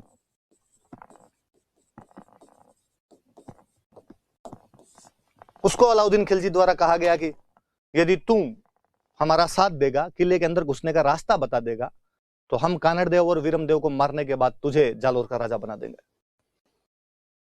और ये एडवांस टोकन मनी पकड़, जितने रुपए चाहिए उतने। धीरे बिका दैया उनकी बातचीत में आ गया। उसने कहा ठीक है बता दूं। तो कहा बता, किले में किधर से घुसा जा सकता है? उसने कहा ये तो मैं नहीं जानता एग्जैक्टली कि आप किले में किधर से क्या घुसेंगे, पर मैं किले की कमजोरी बता सकता हूं। क्या कमजोरी है? का किले की एक साइड की दीवार कच्ची है। यदि उस साइड से आप तोड़ सको दीवार को, तो दीवार टूट जाएगी, आप अंदर घुस जाना। बाकी पूरे किले की दीवार पक्की है, यहां से तो अंदर नहीं घुस पाओगे। अलाउद्दीन ने कहा बता वो कहां से कच्ची है? उसने कहा ये तो मुझे नहीं पता एग्जैक्टली कहां से कच्ची है, मेरा सुना हुआ है कि इस किले की दीवार कच्ची है। सुल्तान ने थप्पड़ मारूंगा मंगते, पूरी बात तो बता, वरना पैसे किस बात के दिए, पैसे रख दे। अरे उसने कहा सुनो तो सही, एक तरीका और बताता हूं। तो दीवार कच्ची है ये मुझे पता है, कहां से कच्ची है ये नहीं पता, पर कच्ची का पता कैसे लगाते हैं ये मुझे पता है। उसने कहा यार पता तुम बता क्या है बात। राई होती है, राई का बीज देखा होगा आपने, राई होती है अपने सरसों जैसे से दाने होते हैं राई के। उसने कहा राई एक ऐसा बीज है जिसे यदि कच्ची जमीन में रोपा जाए तो रात रात में फूट जाता है, अंकुरित हो जाता है, जमीन में दरारें आ जाएगी। तो इस किले के चारों तरफ राई डलवा दो, जहां से फूटेगी राई वहां कच्चा है। अलाउद्दीन ने कहा शाबाश मेरे शेर, जियो मेरे लाल, क्या सूचना दी है। अलाउद्दीन खिलजी ने मुनादी करवाई कि आसपास में जिस किसी के पास जितनी राई हो वो लेकर आए, मुंह मांगे दामों पर खरीदी जाएगी। लोग बोरे भर भर के राई लेकर आए। सुल्तान ने मुंह मांगे दामों पर राई खरीदी, उसके चारों तरफ राई डलवा दी। सुबह जहां से राई फूटी पता चल गया कि यहां से दीवार कच्ची। अब सुल्तान ने कहा अपना पूरा फोकस यहां किया जाए, इस साइड से तोड़ के अंदर घुसेंगे। उधर मेरे जैसा कोई एक आलसी था, वो सुबह राई का एक बोरा उठा के वहां गया सुल्तान को, सुल्तान राई लाया हूं, ले लो। सुल्तान ने कहा भाई तोलो, 1 रुपए किलो से राई तोल लो। उसने कहा रात तो 100 रुपए किलो ले रहे थे, अब 1 रुपए किलो ही। हमारे मारवाड़ी में कहते हैं कि सुल्तान ने कहा कि राई रा भाव रात ही गया, कि राई वाले भाव तो रात ही चले गए। तो आज भी कोई आदमी जब कोई काम हो जाता उसके बाद पहुंचता है, कहता ये काम मुझे करवाना था, कि आरएस का फॉर्म निकला, लास्ट डेट थी उसकी मान लो 20 तारीख और आप 21 को गए, आपने कहा आरएस का फॉर्म भरना है। यदि मारवाड़ी दुकान वाला होगा तो वो आपको कहेगा कि रायरा भाव राते ही गया। जो हिंदी की आपकी कहावत होती है कि अब पछताए हो तो जब चिड़िया चुग गई खेत, उसका राजस्थानी वर्जन है ये। और तब से ये दोहा बना, ये कहावत बनी कि जालोर का किला राई के भाव बिक गया था। आपसे कोई इंटरव्यू में पूछे कभी कि किस किले के बारे में कहा जाता है कि वो किला राई के भाव बिक गया था, तो जालोर किले के बारे में कहा जाता है। कहानी यहां से थोड़ी सी आगे ये कि बीका दैया को खूब सारे पैसे मिले। बीका दैया उन पैसों को लेकर जब अंदर गया, अपने दारू वारू पी के सेट होके गया, गाने गाते हुए गया, अपनी पत्नी को पैसे दिए और गाना गुनगुनाया उसने, अब के बरस तुझे धरती की रानी कर देंगे। वाइफ ने पूछा कि इतने पैसे लाए कहां से, तुम एक साधारण से सैनिक, इतना धन तुम्हारे पास में कहां से आया? वो दारू पिया था। उसने कहा तू रख दे, अंदर ले जाएगी, इतना लोड क्यों लेती है, मजा कर तू, पैसे की लगा दूं डेयरी में। अरे तो पैसे हैं, रानी बनेगी तू रानी, मत तेरा राजा तू मेरी रानी है। अब तो बताओ तो सही कहां से क्या है। उधर तो जबान बहुत चलाती है, आम खाने हैं, गुठलियां गिननी है। उसने कहा फिर भी इतना धन हमारे पास कैसे आ सकता है? और बीका दहिया ने दारू के नशे में वो बात अपनी पत्नी, जिसका नाम कई जगह हीरा दे लिखा हुआ था, उसको बता दी कि मैंने ऐसे ऐसे अलाउद्दीन खिलजी को किले के अंदर आने का रास्ता बता दिया है। कल अलाउद्दीन खिलजी कानड़देव और वीरमदेव को मारकर किले पर अधिकार कर लेगा और मुझे यहां का राजा बनाएगा। वो शराब पिया हुआ था, बिस्तर पर गिरते ही सो गया। उसकी पत्नी हीरा दे ये सोचती है कि विश्वासघाती मेरा पति है, ये देशद्रोही मेरा पति है, और उसे लगता है कि ऐसे विश्वासघाती और देशद्रोही पति के होने से ज्यादा अच्छा है कि पति हो ही ना।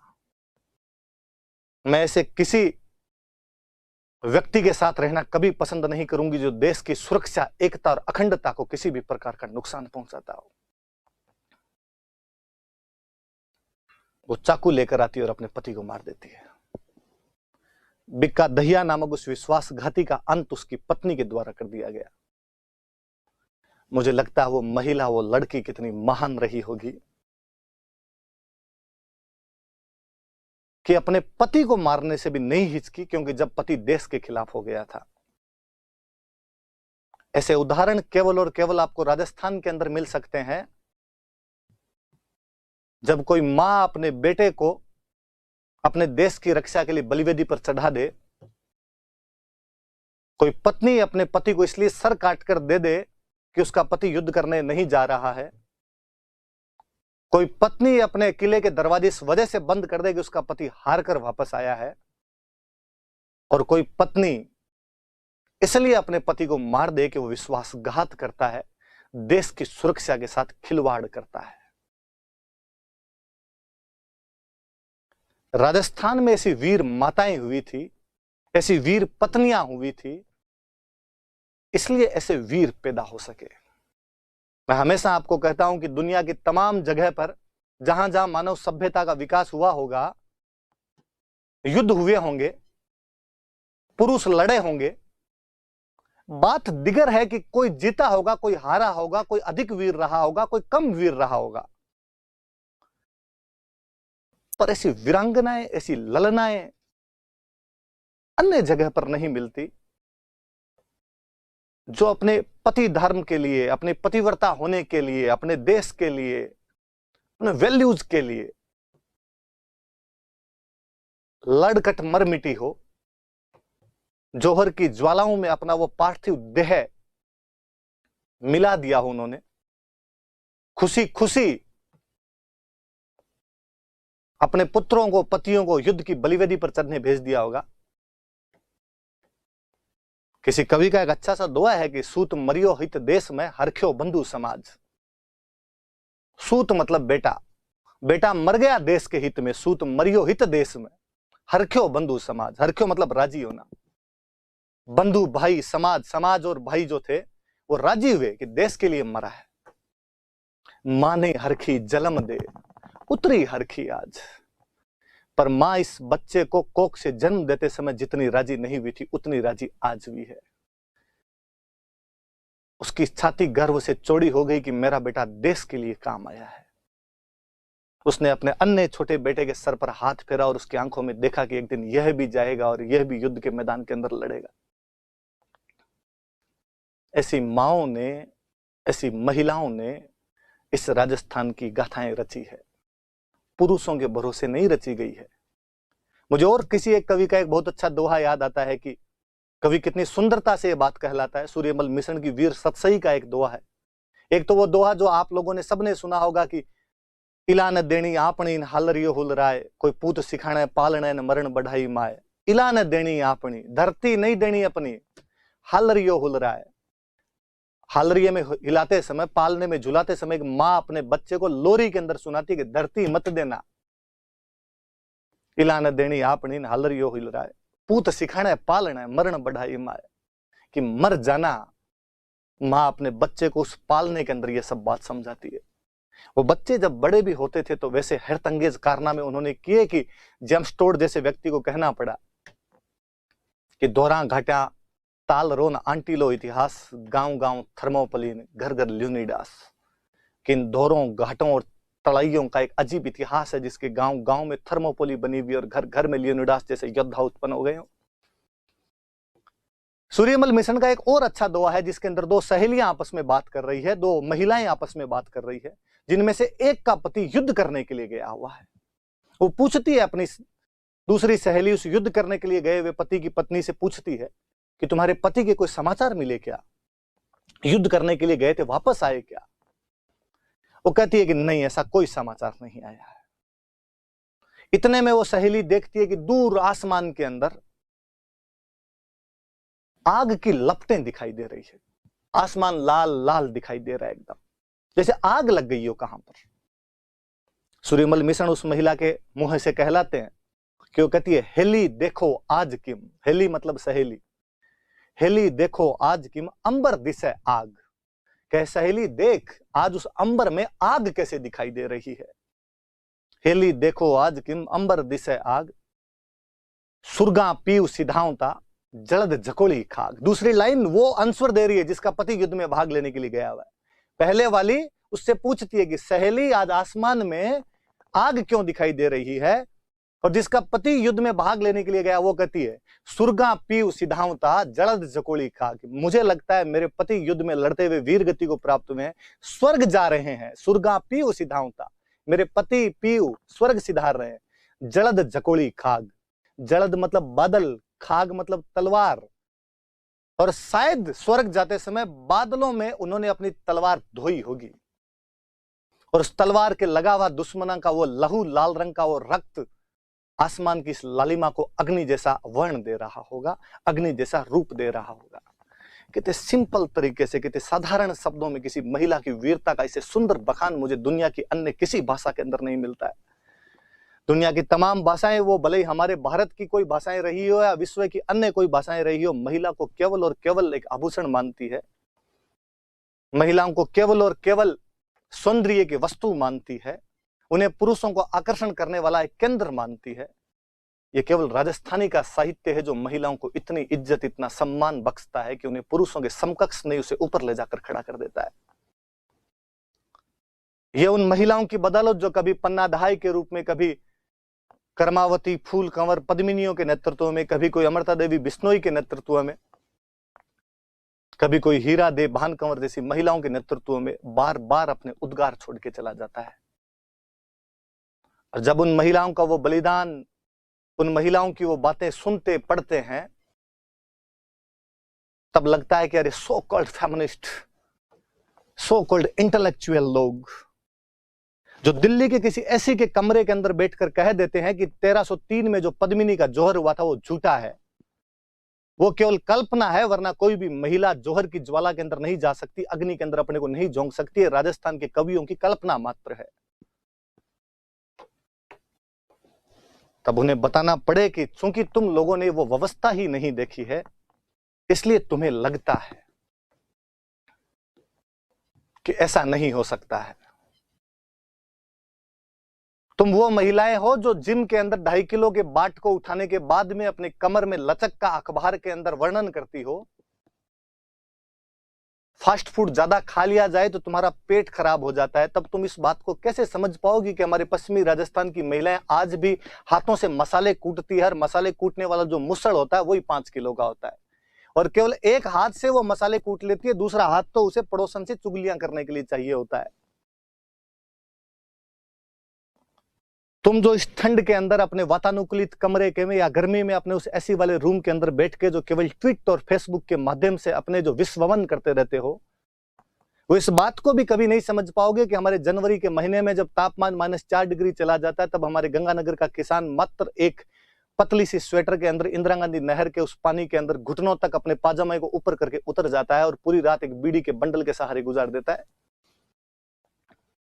तुम हमारी उस जिजीविषा उत्कंठा को समझ नहीं पाओगे कि कभी राजस्थान देखने आओ तो सम के दौरों से आगे भी राजस्थान है, जिसमें तुम अपनी गाड़ी से उतरते भी नहीं हो। इस राजस्थान में कभी हमारे पूर्वजों ने, हमारे बड़कों ने उस धरती के लिए जिसमें कुछ भी नहीं हुआ करता था, खून को पानी से सस्ता करके रख दिया था।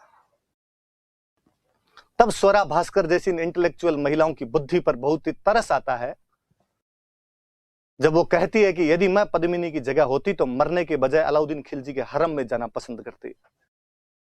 2 चीज होती है, एक होता है जीवन और एक होता है गरिमा युक्त जीवन, लाइफ विद ऑनर। जीवन यह है कि पद्मिनी जौहर ना करती और अलाउद्दीन खिलजी के साथ में चली जाती और सेक्स स्लेव बन के उसके हरम के अंदर अपनी पूरी जिंदगी काट देती। यह जीवन था, पर इसमें गरिमा नहीं थी। गरिमा यह है कि मेरे पति के अलावा दूसरा कोई भी मेरे इस पवित्र देह के हाथ नहीं लगा सकता, और यदि ऐसा होना असंभवी हो गया है तो मैं अपने इस पवित्र शरीर को पवित्र अग्नि की लपटों के अंदर समर्पित करके रख दूंगी। मुझे बहुत साल पहले का किस्सा याद आता है कि एक बार बॉम्बे के अंदर एक कोल गर्ल को कुछ लड़कों ने बिना पैसे दिए अपने साथ ले जाने का प्रयास किया, तो वह लड़की 5 मंजिल ऊपर से नीचे कूदकर सुसाइड कर लेती है। उन लड़कों के हाथ नहीं आती। मुझे लगा कि उस महिला के अंदर भी, जिसका काम यही करना था पैसे लेके, गरिमा थी। उसे अपने मन के मुताबिक कोई बात नहीं होना सही नहीं लगा, माकूल नहीं लगा, और उसने अपनी जान दे दी। तो वे महिलाएं जिनको पतिव्रता नारियों के रूप में भारत राजस्थान पूजता है, जिन्हें सती मानता है, कोई आनिया भानिया आके अंगुली उठाकर चला जाता है और हमारे पास कोई जवाब नहीं होते हैं, केवल इसलिए कि वामपंथी इतिहासकारों ने हमारे राजस्थान के इतिहास को मेन डिस्कोर्स के अंदर शामिल नहीं किया है, केवल इसलिए कि भारत के बाकी जगह के लोग किसी हीरा दे नाम की महिला के बारे में जानते नहीं है, जिसने अपने विश्वासघाती पति बीका दहिया को मारकर रख दिया था। मुझे और लगता है कई बार कि हमारा पानी खुद का कितना, हमारा खून कितना पानी हो गया होगा कि किसी समय में हमारे राजस्थान के अंदर वो पूर्वज रहे होंगे जो इतने महान महान काम करते थे। इवन ये केवल मैं राजा महाराजाओं की बात नहीं कर रहा, गांव गांव में आपको ऐसी कहानियां मिलेगी। मेरे दादाजी ने अक्सर कोई कहानियां सुनाते रहते हैं कि अपने यहां पर एक चौधरी था और वो भैंस के ऊपर से छलांग लगा जाया करता था। मैं जब भी उस व्यक्ति को कल्पनाओं में सोचता हूं तो लगता है कितना बेहतरीन एथलीट रहा होगा कि दौड़कर भैंस जैसे बड़े जानवर के ऊपर इतना ऊंचे से वो छलांग लगा जाया करता होगा। गांव में ऐसी खूब सारी कहानियां हैं कि एक महिला खेत में काम करने के लिए गई और वापस जब लौट रही थी तो रास्ते में उसके बच्चा हो गया, डिलीवरी हो गई और वो बच्चे को घर पर लेकर आ गई थी। एक पीढ़ी पहले तक ऐसी कहानियां मिल जाएगी कि महिला डिलीवरी के अंदर 5 किलो गोंद के लड्डू खा जाया करती थी।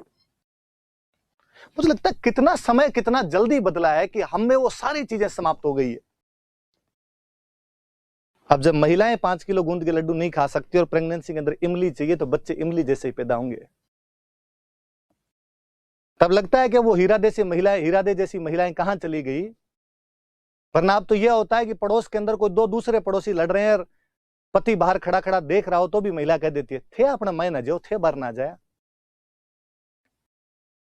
तब मुझे लगता है कि आज जब भ्रष्टाचार की इतनी अधिक सूचनाएं मिलती है तो लगता है कि इसमें महिलाओं का बड़ा रोल है, कि यदि महिलाओं उन सब के लिए, उन भ्रष्टाचारी पतियों, पुत्रों या अपने किसी भी संबंधी को इसके लिए मना कर दे तो शायद वो व्यक्ति आगे बढ़ने की हिम्मत ही ना जुटा पाए।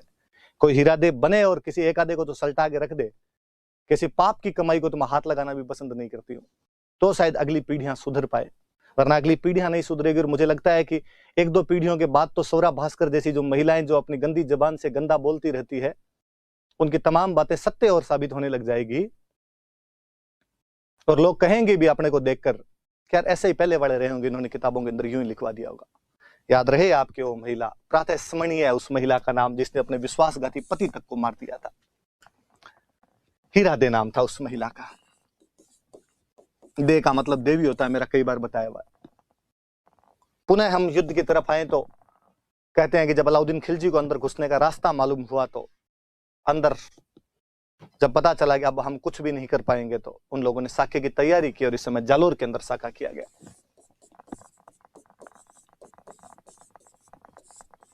1311 में जालोर में साका हुआ।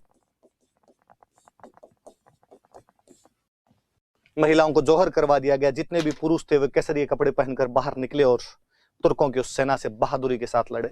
कहते हैं पहले कानड़देव सोनगरा लड़ते हुए मारे गए थे तो उनके बेटे वीरमदेव का युद्ध भूमि में ही रास्ते किया गया। वीरमदेव लड़ता उसके बाद और खंड खंड होकर गिर जाता है, सर कहीं, धड़ कहीं, पांव कहीं, हाथ कहीं। किले पर सुल्तान ने कब्जा किया और सुल्तान ने इसका नाम बदलकर जलालाबाद कर दिया। उसने सिवाना का नाम खेराबाद कर दिया था, इसका नाम बदलकर वो जलालाबाद कर देता है। उसी समय वो यहाँ किले के अंदर एक मस्जिद बनवाता है, खुद के नाम पर मस्जिद बनवाई, इसलिए उसको अलाई मस्जिद कहते हैं। जालोर में जो तोपखाना बना हुआ था उसके पास में वो मस्जिद थी, इसलिए उसको तोपखाना मस्जिद भी कहा जाता है। अलाई मस्जिद का दो या तोपखाना मस्जिद का दो उसको। आगे की कहानी और बड़ी जोरदार है कि फिरोजा ने कहा था कि वीरमदेव को जिंदा पकड़ कर लाना, और यदि जिंदा ना मिले तो कम से कम उसकी लाश तो लेकर आना। क्योंकि तुर्क सेना वीरमदेव को जिंदा नहीं पकड़ सकी, उसकी लाश ढूंढने लगी तो उस बहादुर व्यक्ति की लाश मिले कहां? कट कट कर मरा था उस युद्ध के अंदर। तो किसी को उसका सर मिला इतना से, उस सर को लेकर वो फिरोजा के पास गए और फिरोजा को जाकर उन्होंने कहा कि शहजादी, हमें उसका पूरा शरीर तो बरामद नहीं हो पाया लेकिन उसका सर मिला है हमें, हम सर लेकर आए। एक थाली के अंदर फिरोजा के पास वो सर लेकर गए। फिरोजा अपनी भरी हुई आंखों से कहती है कि इसने पूरे जीवन में कभी मेरा आमना सामना नहीं किया, मिला नहीं मेरे से, कभी मेरे से बातचीत नहीं की। अब भले ही मरने के बाद ही सही, लेकिन मैं भर पलक इसे निहारना चाहती हूँ, इसके चेहरे को देखना चाहती हूँ। फिर किसी अपने राजस्थान के कवि की कल्पनाशीलता है, किसी कवि ने दोहा बनाया कि थाली के अंदर वीरमदेव का मुंडी रखी हुई थी, तैता सर रखा हुआ था। फिरोजा जैसे ही उसके चेहरे को देखने के लिए सामने आई, वो जो मुंडी थी वो घूम के इधर हो गई। कहते फिरोजा इधर आए तो इधर घूम जाए, कि वीरमदेव कहे कि मैं फिरोजा को तो मरने के बाद भी दर्शन ना दूं, इससे तो नजरें ना मिलाऊं, मैं इसके साथ तो बातचीत ना करूं। फिरोजा कहती है, उसका राजस्थानी के अंदर एक दुआ है, फिरोजा कहती है कि तज तुर्कानी चाल हिंदुवाणी हुई हमें, कि मैं तुर्कों की चाल छोड़ के, तुर्कों की बातें छोड़ के हिंदू बनने के लिए तैयार हूं, हिंदुवाणी हो गई। तुझे माना है कि हिंदू को माना है तो मैं भी हिंदुणी हूं। तज तुर्कानी चाल हिंदुवाणी हुई हमें, मारा भो भोरा भरतार, हे मेरे हर जन्म के पति, मेरे 7 जन्मों के पति। जैसा कि तुम्हारा हिंदू धर्म कहता है कि एक बार एक को पति चुन लिया जाए तो 7 जन्मों तक उसका साथ निभाना पड़ता है, इसलिए मैं तुम्हारे साथ वो तमाम साथ निभाने के लिए तैयार हूं। तज तुर्कानी चाल हिंदवाणी हुई हमें, मारा भो भोरा भरतार, मेरे हर जन्म के पति, शीश ना ढूंढ सोनीगरा। हे सोनीगरा, मेरे से सिर मत घुमा, मैं तमाम चीजें, तमाम प्रक्रियाएं, तमाम जीवन मैं तुम्हारे साथ गुजारना चाहती हूँ। फाइनली वीरमदेव की उस मुंडी को लेकर, उस सर को लेकर फिरोजा यमुना नदी के अंदर छलांग लगा लेती है। फिरोजा खुद मर जाती है। मुझे लगता है वास्तव में जल जौहर फिरोजा ने किया था। एक तरफा प्रेम कहानी का दुखांत। और मुझे लगता है जिन कहानियों में दुखांत होता है, जो प्रेम कहानियां पूरी नहीं हो पाती, वही प्रेम कहानियां ज्यादा अच्छी होती है। बॉलीवुड फिल्मों की तरह जिनमें हैप्पीली एवर एंड होता है, उनमें इतना मजा आता भी नहीं। जो कसक रह जाती है उसकी बात ही कुछ अलग रहती है। यहाँ वीरमदेव फिरोजा की कहानी में हमें वो देखने को मिलता है कि वीरमदेव अपने असूलों पर, अपने धर्म पर अड़ा हुआ और फिरोजा अपने उस प्यार पर अडिग थी, उस पर अड़ी हुई थी। वीरमदेव की फोटो आप वाकई देखेंगे तो वाकई एक हैंडसम राजकुमार की किसी ने फोटो बनाई। ये कानड़देव सोनगरा की फोटो है। दो दोहे जो मैंने बोले, मैंने तो खूब सारे बोले आज, लेकिन ये दो काम के। जब वीरमदेव रिप्लाई करता है कि मामो लाजे भाटियान कुड़ लाजे चौहान जे परनुजू तुरकड़ीन उल्टो उगे भाण, या वो जब वो कहती है कि तज तुर्कानी चाल हिंदवाणी हुई है मैं, भोबोरा भरतार शीस ने ढूंढ सो निगरा, घुमा मत सिर को मेरे हर जन्म के पति। फिरोजा मैंने बताई दिया आपको कि अलाउद्दीन खिलजी की पुत्री थी जो वीरमदेव से एक तरफा मोहब्बत किया करती थी। अपने जालोर के किले के नीचे कोई फिरोजा का चबूतरा भी बताते हैं बना हुआ है, वो यहाँ आई थी तो उसकी याद में किसी ने बना दिया होगा। हालांकि लोकल लोग उसके बारे में इतना जानते नहीं है, और किसी को पूछा जाए कि ये किसका है तो कहते हैं शहजादी का है, बादशाह की बेटी थी, सुल्तान की बेटी थी, शहजादी होगी तो शहजादी का है। तो शहजादी कौन थी, क्या नाम था, तो फिरोजा तो किसी को आया नहीं, फोफड़ी फोफड़ी, बेचारी बहुत अच्छा सा नाम फिरोजा का हमने फोफड़ी बना के रख दिया। गुलविहिस्त मैंने बताया कि फिरोजा की फॉस्टर मदर थी, फिरोजा की दहाई माँ थी, पालने वाली माता थी। बहुत बाद में कन्नड़ देव के, बहुत बाद में राजस्थान के एक बहुत बेहतरीन राइटर वे पद्मनाभ, जिन्होंने अपनी 2 किताबें लिखी। एक पुस्तक का नाम है कन्नड़ देव प्रबंध,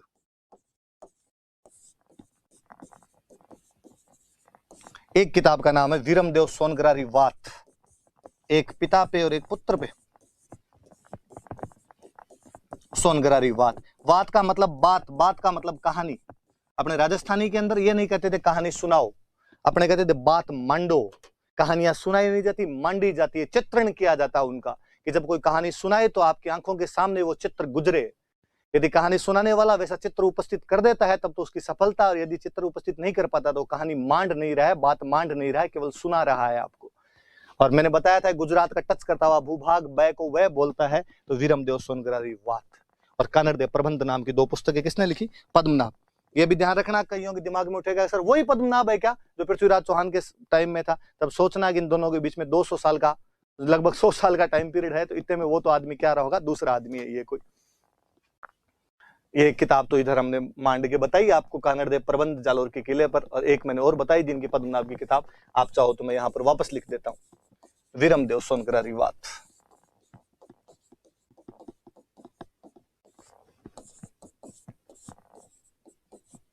वीरमदेव सोनग्रारी वात।